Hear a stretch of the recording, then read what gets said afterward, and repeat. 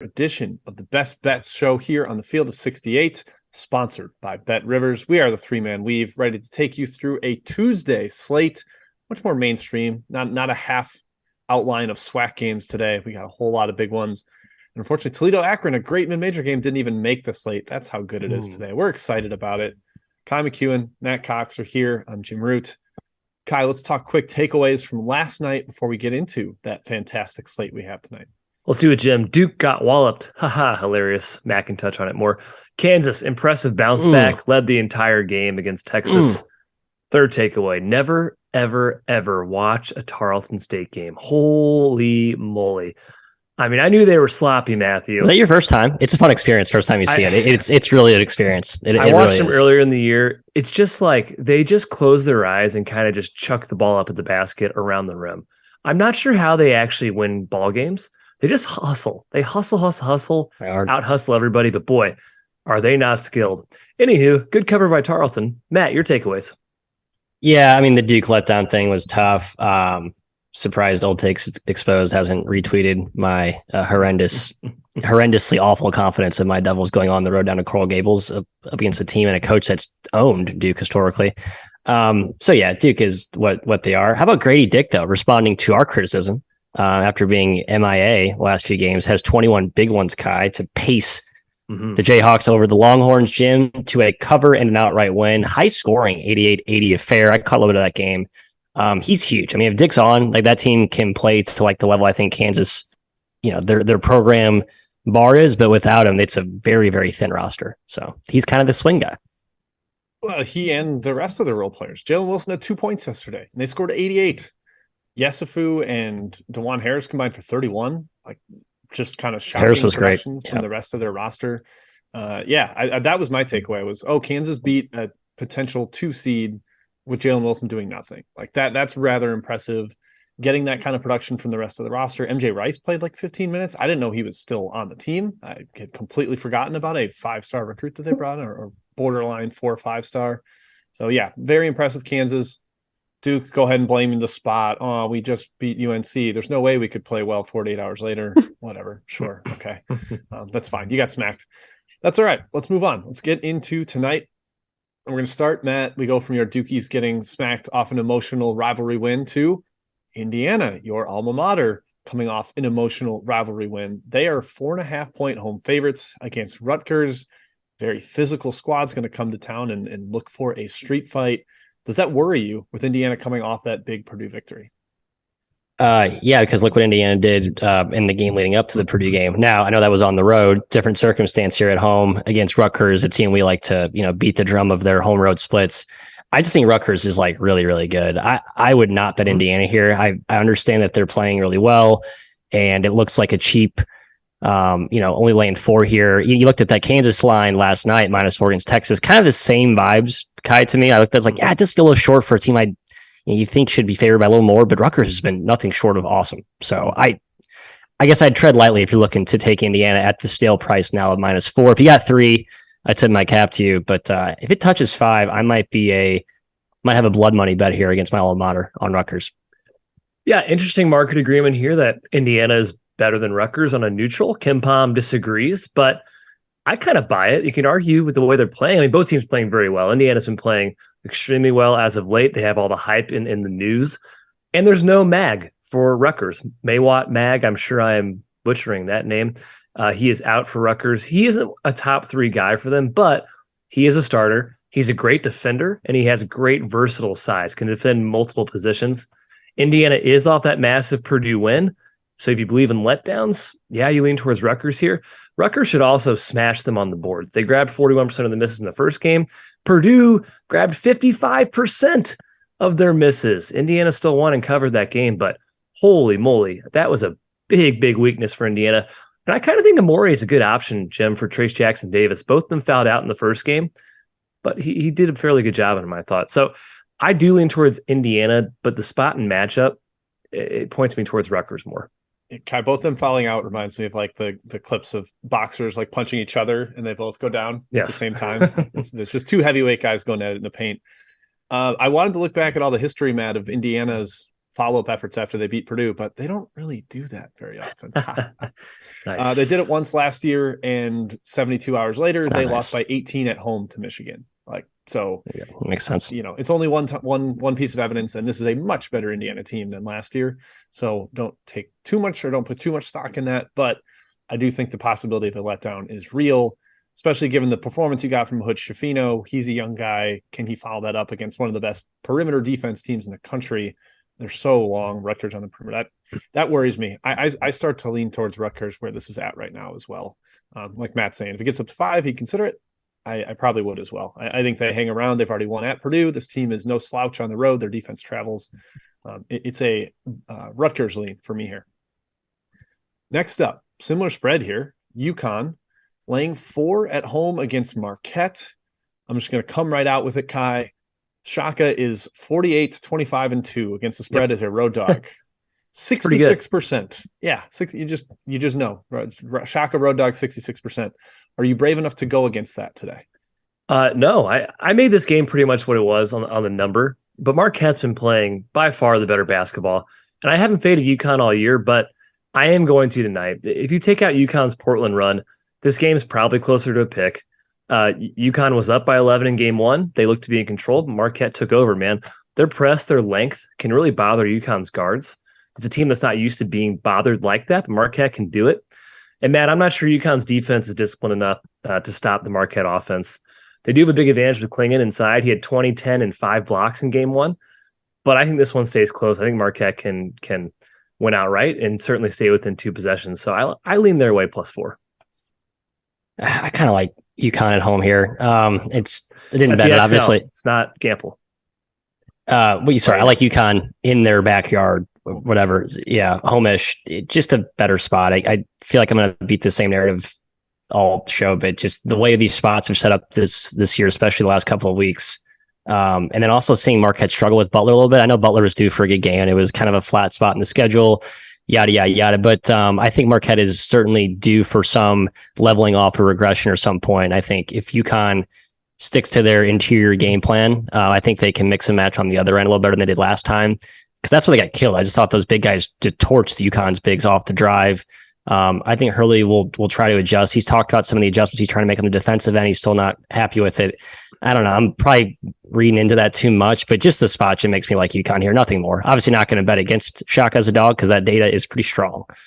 What is it about the spot you love? I'm not totally sure. Just the revenge of back home. Big spot, need this game, UConn. I mean, it's not like anything strong. It just seems like a really tough ask for Marquette to go and win this game. Yeah, for me, it's more current form, I think, is what drives it for me. I think Marquette's really good. I think they sleptwalk through Butler because they know everybody blows out Butler. And UConn hasn't beaten a top 100 team since Creighton on January 7th. And that's the only one they've beaten in the year of 2023. They have beaten Butler and DePaul and Georgetown. Congratulations, Gold Star. Barely. I just don't think that team is very good anymore. They've really lost it in the backcourt. Marquette will pressure them. It's going to be harder to do on the road, of course. But then you also have the ace in your hole of maybe Danny Hurley will get a technical late and help the Shaka dog getting inside the number. So it's a Marquette lean for me, not a bet at 4. This, again, kind of like Rutgers. If it got up to 5, all right, then I would take it. But not quite there where it's at. Next up, yet another game with the home team laying around 4 or 5. That would be Kansas State. -5 at home against TCU. Matt, we just talked spot. This one strikes me as a really good spot for K-State. They've lost 2 games in a row, reeling a little bit. Now you get this shorthanded TCU team coming to town. It's a 3rd game without Miles and 2nd straight game without any of Lampkin. I know he tried to play a couple games ago, but I'd be shocked if he's out there again. He just doesn't look right every time he tries to play. So does this feel like the bounce back, get right Kansas State spot, win big at Bramlage? What do you think? Yeah, it does, right? Another spot that the market sniffed out pretty obviously from 2.5, 3 to 5. I'm not going to lay 5 here, Kai, because I think we talked about this in our secret group chat offline, behind the curtains. I just think this TCU team is obviously Miles is a huge ceiling raiser. They need him, but they've played without him a couple times. They've played well without him. I think they're kind of a gritty, back against the wall. They can win with physicality and length. I think Ball's been solid on the ball. No Lamplin, though, I think really hurts. That's where they could really punish K-State up front. And we saw them kind of fold in the latter half of that Oklahoma State game. Just don't have the depth to play a hard 40 minutes. Maybe if you want to bet TCU at the better number, you'd take first half. I wouldn't take them full game. So I guess my lean is TCU. The depth concerns me. The spot concerns me. If you want to play it at the better number, I take first half, but nothing official for me, Kai. Yeah, the 5-point spread clearly includes Miles being out. And I agree. TCU's been pretty good without him. They did lose to Mississippi State, but they forced overtime after he went out. They did win. They covered against West Virginia. They lost and didn't cover against Oklahoma State, but they got close. They tied it up pretty late. It is still a tough team without Mike Miles. I agree, though. I think Eddie Lampkin might be the bigger loss against K-State, a team that attacks the basket a lot, gets the free throw line, certainly likes to dominate the paint. And the Octagon of Doom, it's a hard place to play. Texas came back and took care of business there, but that's been K-State's really only blemish. Straight up, their only loss. 9-4 against the spread there. Game 1, Jim, TCU crushed them. They're up 25, won by 14, cold shooting. The Frogs had easy buckets, forced 20 turnovers. I like to think that K-State handles the ball better in their own gym. The line's just a tad too high for me right now to lay. Yeah, Miles had 11 assists and 1 turnover in that game. He was masterful. You take that guy out, and that hurts. Throw him on the road. Going to be pretty hostile environment. A lot of purple out there tonight, Kai, with the Froggies and the Wildcats. 5's a little too high for me to lay, I think. But as much as I love this TCU team, I do think they need Miles and Lampkin to really access as good as they can be. I was shocked they tied up that Oklahoma State game. I honestly thought they were maybe going to roll over and be like, all right, we're shorthanded. It's fine. Let's get out of here. And they fought back. So they are super tough, but this one feels like a K-State bet to me. All right. Last one before Chat Mob. That is Auburn at Texas A&M. Another potential revenge spot here, Kai. We're relatively in on Texas A&M at Auburn in the first matchup. I don't think any of us bet it because the number got too low and we are cowards. I had a little bit on it, Jim, just a little bit. We'll see. You're less of a coward than me. Good for you. Proud of you. But now we got Texas A&M laying 3 at home. First one closed, Auburn -3.5. So kind of a logical flip there based on home court. These are 2 coaches that used to coach in the Cheese State, Kai. Buzz Williams at Marquette, Bruce Pearl at UW-Milwaukee. What's your take on this one? Yeah, these teams just met 2 weeks ago. A&M won by 16. Scored at will. They got to the line. They handled the ball. Since then, Auburn's competed with West Virginia. They smashed Georgia. They competed with Tennessee. Can't really say they've done poorly. I just think A&M's been the better team the last, 4 or 5 weeks, Matthew. A&M did sneak by Vanderbilt. They did lose to Arkansas, and they also smashed Georgia themselves. But again, I've been more impressed with A&M, especially the heads-up game with Auburn. I think it's their game here again. They should pound the paint again. They're going to get to the line again. That home juice is with them this time. Will Tyrese Radford score 30 points again? Probably not. But I still like A&M here at -3. Yeah, I do too. I know my Auburn hate has been borderline stubborn. I think that last game against Tennessee is a good game where they can play really close against a sometimes offensively challenged team, right? So I think like they got credit for that. A lot of the analytic markets for playing Tennessee really competitively, and they deserve credit for that. I just don't think from a handicapping perspective, I'm rolling that over into this matchup. I'm with you, Kai. I like A&M. Feels too obvious to me. I don't know why I didn't bet this, Jim. I just think their pressure bothers Auburn's guards. So I know it's tougher to, it was tougher to do that at the Jungle. Now I think back at home, I think they play off that crowd energy, and those guards are so much less trustworthy away from home. Yep, agreed. And I was shocked at how easily Texas A&M scored in the first meeting. I think very highly of Auburn's interior defense led by Broome and Cardwell, but A&M was able to get out in transition a little bit, hit just enough shots to loosen up their defense and get to the rim. They also might take quite a few free throws tonight. That is the A&M way, and also a big edge when you're at home. Usually get a little bit friendlier whistle. Talked about that with Tarleton yesterday, Kai. That's a team that loves the whistle. So yeah, lean to Texas A&M. Sort of afraid of the spot with Auburn, but would certainly be a Texas A&M bet if I had to lay it there. Let's go to first part of Chat Mob. Matthew, what do you got for us? I know you're logging everything in detail with your pen. Diligently. Pen and paper, old school, Jim, throwback. Ton of Maction questions, and a couple specifically targeted toward me because I guess I am the official Maction expert, although my Maction betting record does not speak for itself. So I have to defer to you guys on this one.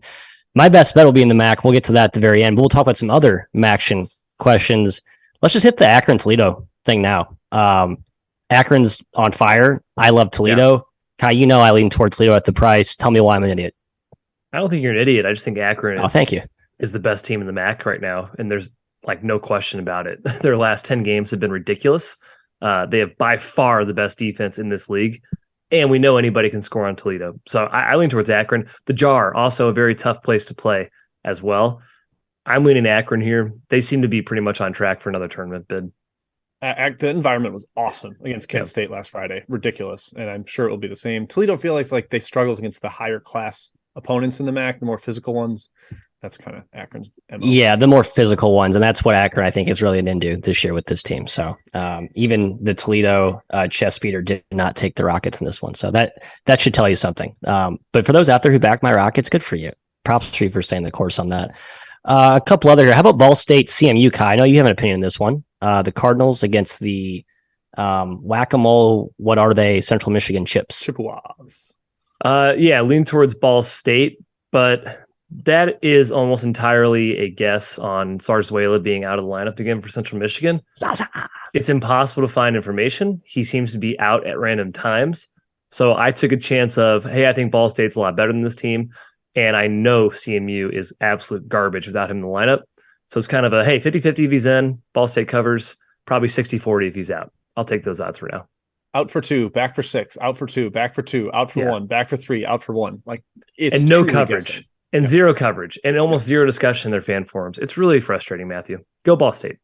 Yeah, it's one of the most closed, vested athletic departments. You cannot find information from anyone on that roster. So that's just kind of in the way. And it's been bet up to 8.5. So Marquette clearly is sniffing out the stink that CMU is permeating right now. I think I counted 3 questions, Jim, about our Chicago State Cougars in the question. Ton of interest in riding the wave as they travel to Delaware State today. And, obviously a super meaningful game here. Jim, your thoughts? -5 on the road. Delaware State's actually been really feisty lately. They barely didn't cover against Morgan State, but they had won 3 straight before that, especially feisty at home. But man, Chicago State on the road's been kind of a juggernaut. Honestly, 2 coaches that I think have elevated total trash programs. Yes. And I don't feel like fading either of them in a weird spot for both. I like that. Kai, go to you for SoCon action. UNC Greensboro hosting Tennessee State. The Spartans laying 10 at home. Low total, should be a pretty ugly game here. This one from Tooch. Do you have a take? I leaned towards Greensboro. I think this team is kind of like Akron, really finding itself right now. They're awesome. They really haven't been challenged the last few games. And East Tennessee State probably still without Tipler and Taylor. They've been out the last few games. Lean towards the Spartans here. It is a big spread, but lean that way. ETSU is trying to score ugly, I think, playing more inside out with their bigs who have gotten healthier while their guards have been on the mend. So there's been kind of like a seesaw in the balance of how they're playing. So, Jim, Scotty Schaefer, our guy, asking about I'll call it the loser leave town bowl in the Big East, St. John's versus Butler. I liked Butler, but obviously why would I bet Butler? So that was the trump card in that whole thought process, and I didn't bet it. So your thought? I mean, you can do that with either side of that. Yeah. I like St. John's, but why would I bet St. John's right now? Like I'd probably go with the home team in this matchup. And it's a short spread. You're not like laying 3.5 or 4 or anything with Butler, but I have a hard time trusting either squad right now. I'm not gonna bet on that game. Yeah. So Marquette thinks St. John's better than Butler. I don't know if I agree with that. And I watched a little bit of that Marquette game, Kai. Our boy Koshis was awesome on the ball with Chuck Harris out. So I kind of like that Butler offense, a little more stability. No offense to Chuck Harris out again. I don't know if he's out today. Is David Jones out for St. John's? He missed. And David Jones for St. John's, right? So injury question marks there. All the more reason to not bet that game, Scotty. Let's go to Murray State at Drake. I'm sorry, Drake at Murray State. 3 or 4 people asked me this one as well. Jim, Big Valley Showdown. We know how good Murray State has been at home. Do they ride that home juju and pull out the win? They are getting 3, so 3.5 dogs to Drake. Yeah, I think Marquette's bet them a little bit. I want to say I saw 4 earlier. And yeah, they're just fantastic at home. Been covering like crazy there. The MVC race is absurd right now. There's like 4 teams tied at 9-3 or whatever. It's ridiculous. And it's really, really bad teams. Really bad teams. Yep. So I would probably lean towards Murray getting the points at home there. Drake hasn't separated themselves the way I thought they would this year, but again, not super strong on that one. Kai, let's head to the mountains. A couple of people looking to hammer Air Force against a depleted, walking wounded Colorado State team. I definitely like the angle, coupled with the fact that, it's a pretty quick, well, actually, I guess it works in Colorado State's favor. It's not a big home advantage for Air Force hosting the Rams. To me, it does not sit well with me that Air Force is favored, but I guess I like the angle there. What do you think? I took Air Force. Colorado State without Jackson and Lake. They have 7 guys, played 2 days ago, got smoked. I like Air Force. Fair. Jim, your alma mater, a couple of inquiries about the Tigers versus South Carolina. Is there any way this game's competitive, and is it a blowout in the regards that it needs to be for Mizzou to cover? Current number is 15.5. Yeah, I sort of lean towards the Tigers. I think their offense is good enough to smash people, as we've seen them do before. Defense sometimes lets you back in, but I don't know if South Carolina can really take advantage of their weaknesses. I don't know if South Carolina can score enough to hang around, and I think Mizzou's going to turn them over a lot on the road. So a lot of free possessions for Mizzou going the other way. Try Kai. Go Tigers. Go Tigers. That's all I have, I think. I'll holster a lot of these for the second part of our program. Let's go back to the Ally. All right, let's do it. Arkansas at Kentucky is where we head next. Kentucky playing much better of late, seemingly starting to figure things out. They got Cason Wallace back over the weekend. He was fantastic, really starting to show off the defensive ability that is making him a true pro prospect. And Kai, on the other side, we got Arkansas, who we're still waiting for that surge that they typically always have under Musselman. Yeah. These guys have only played Musselman versus Calipari 3 times. Muss is 1-2 against the spread, really nothing there. Anything for you on this game? Kentucky -6 last I checked. Look at that, up to -6. I believe it. It's a massive game for both teams from the tournament perspective. 2-11 combined against Q1, Kentucky and Arkansas. Not great. Arkansas is at that 2-point win over South Carolina. Yikes. And that was their first true road win of the year, Matthew. They're now 1-5 straight up and against the spread on the road. Not great. And you're facing a Kentucky team right now that current form-wise is very good. 6-1 straight up and against the spread last 7 games. The line does feel a touch high, but it's clear Calipari has figured something out with his rotation. And we thought this team had Final Four potential in the preseason. So I think it's probably a good time to start backing them again. Now, 6 points, that's a lot. Even though I think Arkansas is going to struggle with Sheboy beating in the paint with him roaming there. We know it's a weakness. I just can't get behind laying 6. I do lean towards Kentucky, but I'm not going to take it officially. Yeah, I lean toward Kentucky. I didn't officially bet it myself. Musselman was really down in the dumps talking about how this is such a hard spot for them because they have to come back home and they have to travel to UK, only have 1 day to prepare. He really feels like they're up against it. And you add that in with the injury issues that they're dealing with on the perimeter. I will say they've gotten a lot of good play from their bigs. The other Mitchell twin was dominant against South Carolina, and then Graham played much better as well. So maybe they're trying to find something with those big guys up front, but I don't know. I like an Arkansas team that's guard-led. That's just kind of the MO of a Musselman team that I think is best constructed. Maybe they muck this game up and compete, but I think Kentucky's the right side. Just don't think the price is right at this particular point, Jimbo. 5.5 is where it's at right now across the board. Yeah, I don't think this Arkansas team is very good. They played Black, Davis, and Council all 40 minutes against South Carolina. That's how dire things are for them. You mentioned having to turn around and go home back over to Lexington. I think this line's been bet up for a reason. I think it's the right movement. I'm leaning towards Kentucky, tempted to take it for a half unit or something. I don't love the price, but it just feels right to me at that in that spot. All right, next up, Maryland at Michigan State. Kai, we just talked about one team that is really bad on the road. That would be Arkansas. Maryland, also quite poor on the road. They have 2 wins on the road this year, and those are against Minnesota and Louisville. Congratulations. You beat 2 teams outside the top 200. Those are your road victories. I'm not very impressed. I'll come out and say it, Kai. Michigan State -3.5 is my best bet. Michigan State's good at home. Maryland's bad on the road. And Tom Izzo just had his whole thing about, we have to play 3 guys over 3 minutes a game. Wah, wah, wah. I saw that. Dude, you didn't go for the portal at all. You could have added depth. That is your fault. But I think back home, it's a nice spot for Michigan State. Don't trust Maryland on the road. -3.5, best bet. Yeah, I saw the Izzo comments. They're weird. I saw that minutes count thing. I was like, okay, that's probably bad. But he also said he has a lot of confidence in this team, which I took as a good thing. And I'm going to ride with that comment because I agree. I like Michigan State here. The Terps are rolling right now, Matt. They're the best ATS team overall in the Big Ten. They've covered 6 in a row, and Sparty has not covered in 4 games. So in terms of current form, you're probably leaning towards Maryland, but I do like Sparty a lot better at home here. They've had 2 challenging road/semi-road games in a row. They're back at home where they've thrived this year. They're 9-2 straight up, 6-5 against the spread. Not as great, obviously, from a home perspective, but I like them here. But Terps let down, Michigan State get up spot. The one key thing you got to do, box out team rebound. Michigan State does that as well as any team in the Big Ten, and that's really important against the Terps. I wish I didn't like Maryland as much as I did because I'd be all over Michigan State with you guys. I think the spots, as I've mentioned ad nauseum, it's great. And you look at Maryland's home road splits. Again, I know that's a cliche narrative, but it's really been a real factor this year. You look at their performance. But I do like the Terps. They are playing well, as Kai mentioned. So to me, the price wasn't great. And this is a team that can kind of fool around and sneak up toward the top of the Big Ten standings if they squeak one out here today. So I think the Terps might surprise some people. But again, that's just me in my own corner, still stubbornly a fan of the Terps in my 30-1 Big Ten title future ticket, Jim. So take that with a big fat salt shaker. You can tear up that title. It's not. They're not going to. Purdy's not going to come back down. The Boilers might. No, they're not going to crack. I know you're right. I kind of like Lante's. Hey, they're tied for third.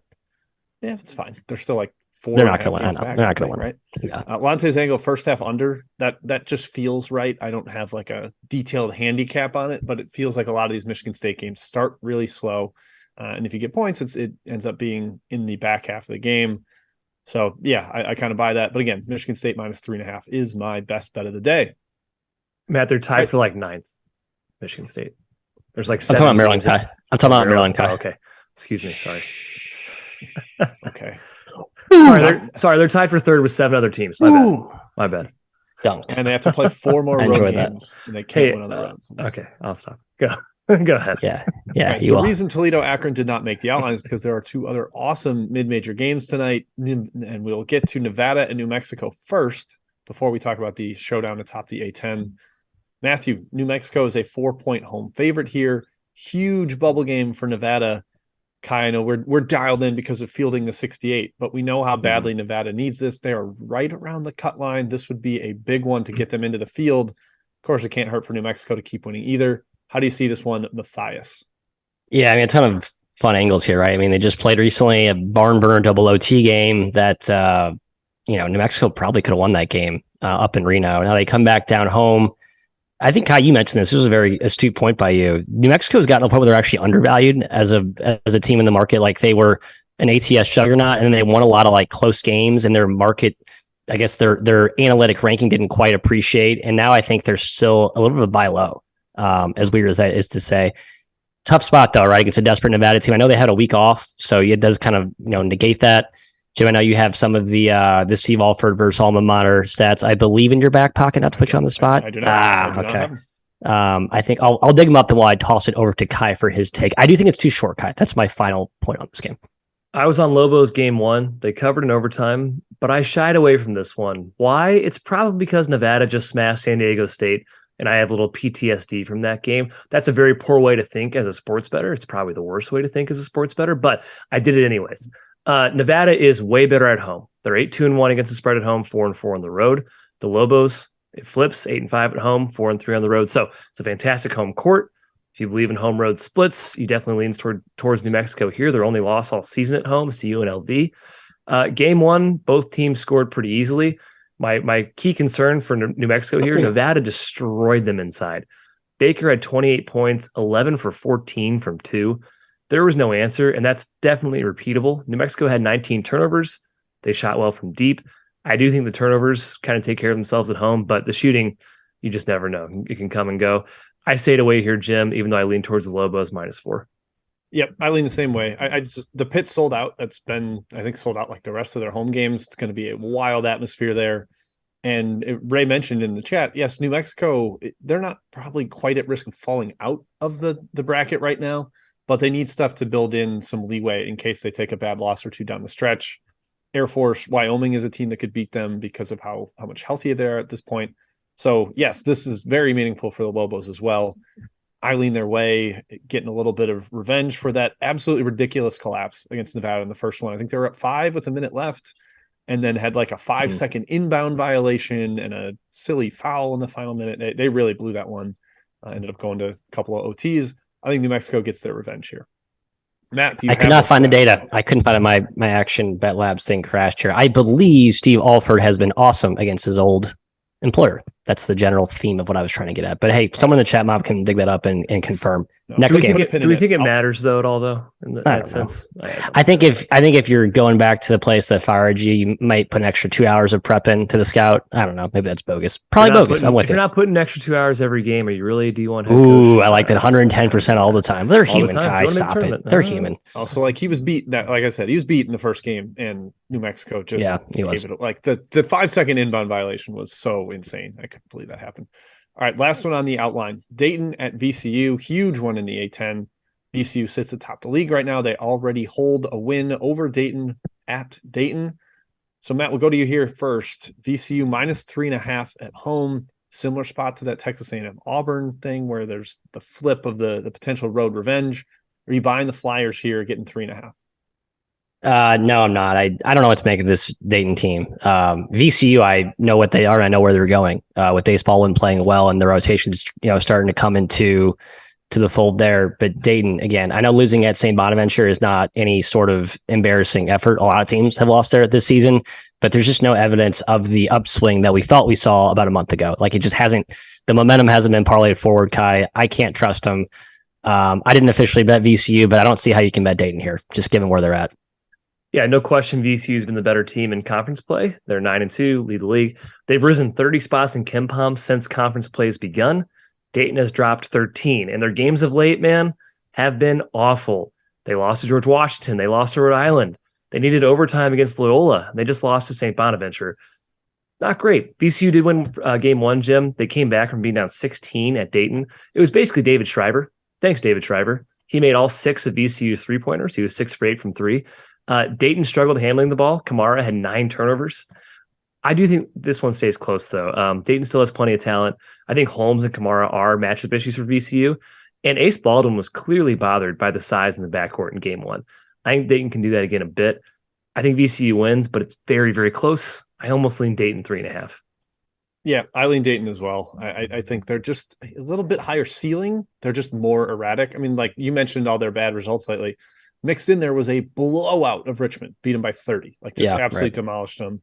It's kind of what they're capable of. RJ Blakeney was back out last game, which is kind of part of their inconsistency is their guard rotation changes every single game because you don't know who's going to be available. But in league play, Dayton does have the league's best offense, third best defense. VCU has the best defense, third best offense. So relatively even in that regard. I think there's kind of that we're backs against the wall for a title race here. We've already lost to this team. I would prefer the road team getting the points. I think it's close. I'm not saying like I think Dayton's for sure going to win, but I'd much rather have 3.5 in this one than lay it. All right, Matthew, over to you for second part of Chat Mob. What kind of questions we got coming through? Jim, going right back to you. Daryl asked about 4 different overs today. A theme in that he asked about 4 overs. Did you bet any overs, Mr. Undertaker? I have a couple that I like. I've just been hesitant because I've been better with unders. Wait, so the question is just what overs did you bet? He bet 4 specific overs. I didn't want to give all 4 of them to you. I just wanted to kind of tee it up for you as the Undertaker to discuss how annoying betting unders has been. And I kind of wanted to whine about it and moan about it because it has been frustrating. The efficiency has spiked big time over the last 10 days, I'd say. The least efficient days have been when there's only like 12 games. So like the dip is low really, sample real. And historically in the season, Tuesday's been the most efficient day. Whether that matters or not, it actually it concerns me betting unders today. It's part of why I stayed away from it and might help all the overs he bet. Kai Ray Reyes asking about Rhodey catching 11 at SLU. Is it the right time to fade SLU? He thinks. Caveat here. Jalen Carey got hurt last game. I could not find an update on him. He does matter for the Rams. Yeah, he matters, but I'm not sure SLU should be laying 11 to anybody right now. I can't say I'm impressed with this team, and I don't like Rhode Island either. They're brutal this season. Without Carey, they're even worse. So that was an easy stay away from me. Yeah, Archie tried to go full small ball, I think, last game. He's really trying to find anything he's just throwing everything at the wall and seeing what'll stick. So whenever you see stuff like that, it doesn't always give me a ton of confidence. A lot of ACC chatter. Ooh, fun. Elite league this year. Not. Jim, Matty Akers, North Carolina, Wake Forest. Do you have a take in this one? Gut was North Carolina gets a win here, but hey, they're coming off losing to their arch rival, and we saw what happened to Duke on the emotional letdown off that game. Wake Forest has been outstanding offensively. I saw a clip of some of the threes Damari Monsanto's been hitting lately, Matt. I think the only other ACC player to be as efficient on his volume from three in the past 25 years is JJ Redick. That's how good he's been. Notable. And that's why Wake Forest overs have been kind of like a printing press recently. But they might be getting a little too inflated. I don't know. Carolina, I still think they're good enough to start winning some of these games. They need Q1 wins badly, and this is one of the last winnable ones for them. Yeah, line's sitting at a pick, total 154. It does feel low. I think there's points bonanza in that game. Even with the pace in there, I mean, who's going to stop Baycott for Wake up front? Kai, another ACC tilt from Chris. Louisville against Pitt. Is this a game Louisville competes, or is this just a typical Louisville as Louisville and Pitt rolls? 15.5, big number. That seems like a lot of points, but I'm not going to bet on Louisville. So no thanks. Yeah, stay away. Good. Very profound. I agree. That was where I landed. Jim, Virginia, NC State, fun game.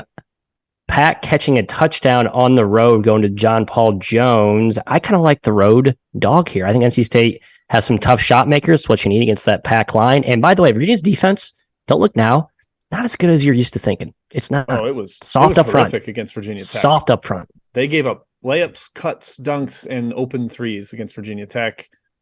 Let them be rather efficient in that one. They just don't have the same kind of length, bothersome perimeter players that they used to have.